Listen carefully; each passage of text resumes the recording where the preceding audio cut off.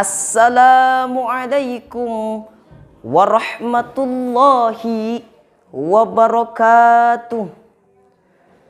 Alhamdulillahi rabbil alamin. Alhamdulillahilladzi habana bil imani wal yakin. Allahumma salli ala sayyidina Muhammad khatamil anbiya'i wal mursalin wa ala alihi tayyibin wa ashabihi ajma'in wa man tabi'ahum ila yaumiddin, amma ba'd. Puja marilah kita panjatkan kehadirat Zat yang Maha Kuasa, Allah Azza wa Jalla. Puji marilah kita panjatkan kehadirat Zat yang Maha Suci, Allah Rabbul Izzati, Tuhan yang Maha Pengasih lagi Maha Penyayang, Tuhan yang Maha Mengetahui, dan Dialah Allah, Tuhan yang telah mengajarkan manusia dengan perantara kalam, yang sampai pada saat ini masih memberikan kekuatan lahir dan batin kepada kita, sehingga kita bisa mengikuti lomba ini sebagai kebahagiaan yang luar biasa.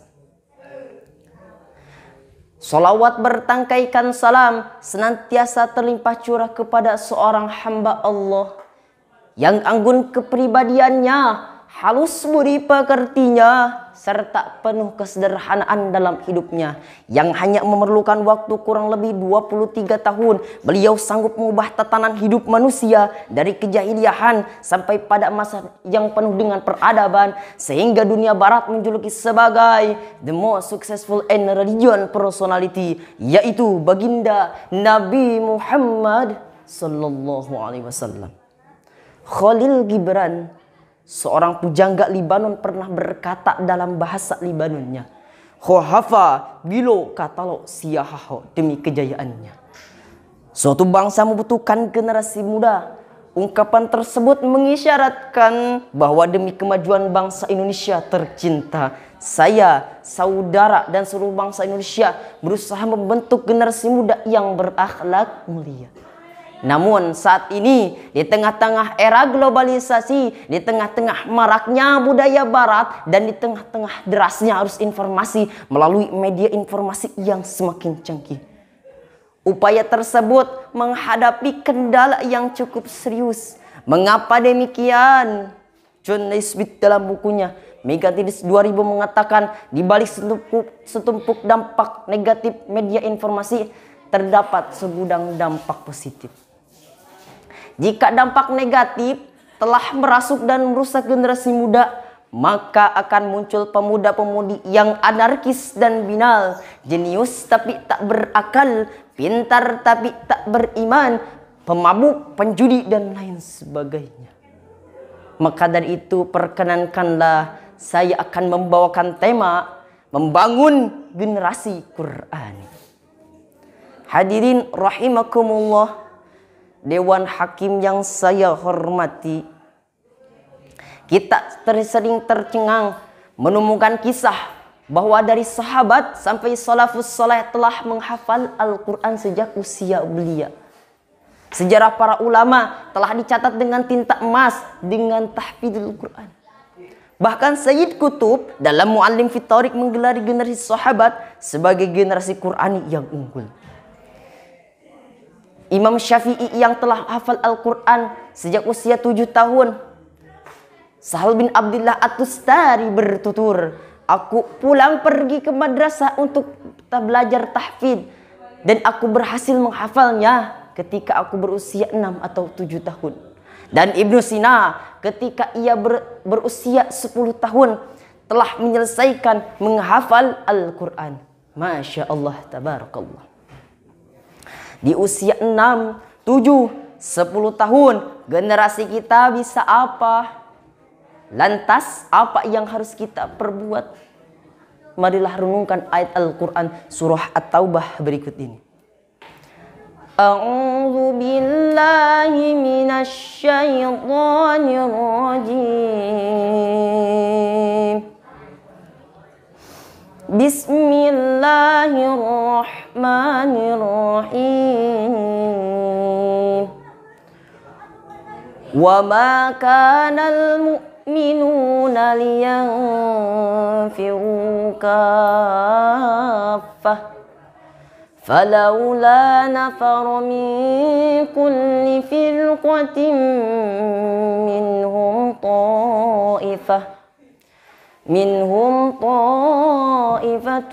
liyatafaqahu fid-din wa liyunziru qaumahum idza raja'u ilaihim la'allahum yahdharun. Shadaqallahul azim. Tidak sepatutnya bagi orang-orang mukmin itu semuanya pergi ke medan perang. Mengapa tidak pergi dari tiap-tiap golongan di antara mereka untuk memperdalam ilmu pengetahuan mereka tentang agama dan memberi peringatan kepada mereka apabila mereka telah kembali kepadanya, supaya mereka bisa menjaga dirinya. Para mufassir mengatakan bahwa ayat tersebut merupakan himbauan kepada kita untuk memahami ajaran agama dan wahyu yang diturunkan Allah kepada baginda Rasulullah SAW, yakni Al-Quran. Ketika Barat hendak menjajah dunia Islam, Perdana Menteri Victoria pernah berpidato di hadapan parlemennya. Saudara-saudara, jika kita ingin mengalahkan negara-negara yang penduduknya mayoritas muslim, maka yang paling utama harus kita lakukan adalah bagaimana upaya kita menjauhkan mereka dari kitab Al-Quran, supaya mereka buta terhadap isi kandungannya. Sebab hanya itu kita akan dapat mengalahkan mereka. Selagi mereka berpegang teguh pada Al-Quran, selama itu pula kita tidak akan sanggup mengalahkan mereka. Perdana Menteri Victoria tersebut, hadirin, mengajarkan kita bahwa Al-Quran sangatlah penting untuk dibaca, dipelajari, dipahami, dijiwai, dan diaktualisasikan dalam kehidupan nyata. Sekaligus mewariskan agar keberadaan Islam, kejayaan Islam, bahkan kejayaan Islam yang akan terus tumbuh sepanjang sejarah peradaban modern. Namun sayang, umat Islam sepertinya sudah jauh dari kitab Al-Quran. Imam Ali karramallahu wajhah pernah mengingatkan akan datang suatu zaman di mana Al-Quran hanya tinggal tulisan. Imam Dr. Ali Asy'ariati pun pernah mengingatkan, sekarang Al-Quran disodorkan di rak buku, sementara dari rak buku disodorkan ilmu falsafah dan logika. Sehingga lahirlah pemuda-pemudi yang fasih dengan ilmu falsafah dan logika dibanding memahami Al-Quran sebagai pedoman hidupnya. Eksesnya kita mudah terpengaruh oleh peradaban modern. Hadirin rahimakumullah, ungkapan kata kita sering kita dengar pemudi pagar pertiwi, pemuda harapan bangsa. Ungkapan tersebut mengisyaratkan apakah ungkapan tersebut memanglah buah mulut pemanis kata, atau memang suatu untayan yang dimuat dalam koran dan majalah, atau memang suatu kewajiban yang harus kita ke alam yang nyata? Semua itu jawabannya berada di diri kita, wahai generasi muda. Pemuda harapan bangsa, pemudi pagar pertiwi. Itulah ungkapan. Jangan bertanya kita apa yang telah sumbangkan negara kepada kita. Yang harus dan perlu kita pertanyakan adalah apa yang telah kita sumbangkan kepada negara dan kepada umat Islam. Jauh dari kata Allah telah memberikan kewajiban kepada kita untuk berdakwah demi masa depan umat. Oleh karena itu, hadirin, melalui pidato singkat ini saya kembali mengajak dan membenarkan generasi muda untuk sing-singkanlah lengan bajumu, tampil di garis depan, bawa obor keselamatan dan kebenaran agar umat tidak kehilangan pedoman. Kemudian perlu kita ketahui, sebelum kita menjalankan tugas yang mulia ini, kita tidak boleh terbawa oleh arus gelombang massa. Pemuda itu laksana mercusuar di tengah samudera luas. Semakin banyak ombak menggulung, semakin besar badainya. Semakin besar badai menghadang, semakin kokoh ia berdiri. Jangankan runtuh, goyah pun tidak. Pakar-pakar ilmu mengatakan halangan dan rintangan bukan untuk ditangisi, tetapi untuk diatasi.